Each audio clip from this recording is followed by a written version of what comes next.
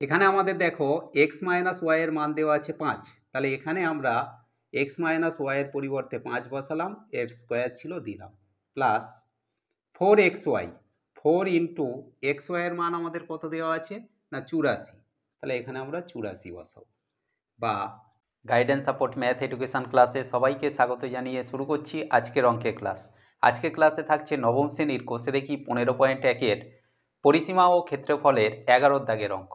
অঙ্কটা ভীষণ ইম্পর্টেন্ট অঙ্ক, প্রায়ই পরীক্ষাতে আসে, সুতরাং আজকের ক্লাস থেকে অঙ্কটা তোমরা ভালো করে বুঝে নাও। দেখো, ক্লাস 9-এর কোষে দেখি 15.1-এর 11 দাগের অঙ্ক আছে। সুজাতা 84 বর্গ সেমি ক্ষেত্রফল বিশিষ্ট একটি আয়তাকার কাগজে ছবি আঁকবে। কাগজটির দৈর্ঘ্য ও প্রস্থের অন্তর 5 সেমি। সুজাতার কাগজটির পরিসীমা হিসাব করি। তাহলে আজকে ক্লাস 9-এর কোষে দেখি 15.1-এর আজকের ক্লাসে 11 দাগের অঙ্ক, পরিসীমা ও ক্ষেত্রফলের অঙ্ক। আমাদের যে অঙ্কটা দেওয়া আছে সেই অঙ্কের ভাষায় এখানে বুঝে নাও, আমাদের একটা কাগজের কথা বলা হয়েছে। সুজাতা এই কাগজটাতে ছবি আঁকবে।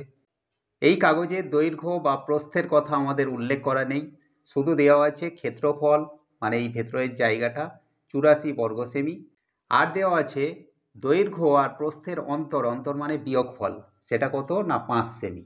এর ভিত্তিতে আমাদের এই কাগজটার পরিসীমা নির্ণয় করতে হবে। পরিসীমা মানে এই যে চারিদিকের দৈর্ঘ্যটা। তাহলে আমরা লিখব, মনে করি কাগজটির দৈর্ঘ্য, কাগজটির দৈর্ঘ্য এক্স, এক্স কি না সেমি একক হিসাবে, ও প্রস্থ, প্রস্থকে আমরা ওয়াই ধরে নিচ্ছি, ওয়াই সেমি। তাহলে দৈর্ঘ্য এক্স সেমি, প্রস্থ ওয়াই সেমি।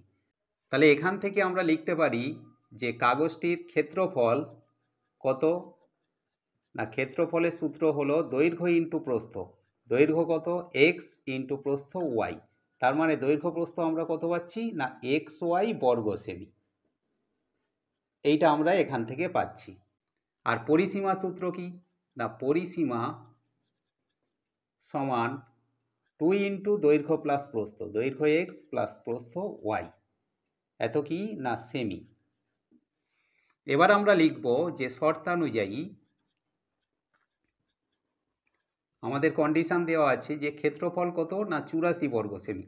এখানে আমরা ক্ষেত্রফল পেয়েছি এক্স ওয়াই, তাহলে আমরা লিখতে পারি যে এক্স ওয়াই সমান 84, এটা 1 নম্বর কন্ডিশনে আমরা লিখব।